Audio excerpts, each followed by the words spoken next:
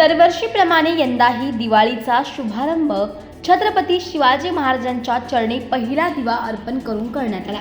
मागील 11 वर्षांपासून सुरू असलेल्या या परंपरेचा मान राखत राष्ट्रीय छावा संघटनेचे अध्यक्ष निखिल गोळे यांनी उल्हासनगर कॅम्प क्रमांक 3 येथील छत्रपती शिवाजी महाराज चौकात महाराजांच्या पुतळ्याला पुष्पहार अर्पण केलाय आणि दिवाळीचा पहिला दिवा उजळवला।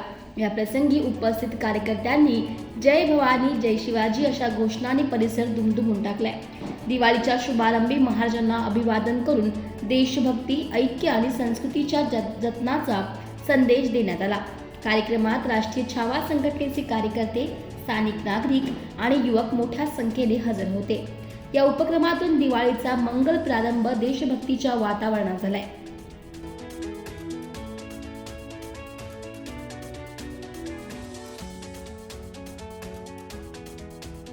सर्वांना सर्वप्रथम जय हिंद, जय शिवराय, जय शंभूराजे। दिवाळी तर तेव्हापासूनच या महाराष्ट्रात, या देशात चालू झाली जेव्हा छत्रपती शिवाजी महाराजांनी 350 वर्षापूर्वी, 400 वर्षापूर्वी हे स्वराज्य राखलं आणि या स्वराज्याला सुराज्य करणं हे आपल्या सर्वांच्या हातात आहे। त्यामुळे सर्वप्रथम मी आपल्या देशवासियांना, महाराष्ट्राच्या सर्व बंधू भगिनींना दिवाळीच्या आणि येणाऱ्या नवीन वर्षाच्या शुभेच्छा देतो।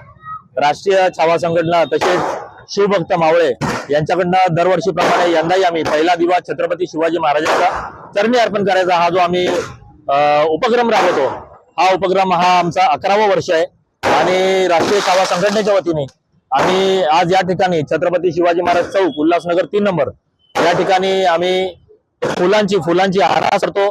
तसेच जे मातीचे दिवे आहेत ते लावून आम्ही महाराजांच्या चरणी पहिला प्रथम हा दिवा वाहतो आणि त्याच्यानंतर आम्ही आमच्या घरातली दिवाळी साजरी करतो। लावायचं मागचं कारण एक आहे की छत्रपती शिवाजी महाराजांनी अंधकार झालेल्या या देशाला एक आपण बोलतो ना रोशनी किंवा एक दिव्यासारखं ज्योत तेवत ठेवून त्यांनी प्रकाश सगळीकडे पसरवला।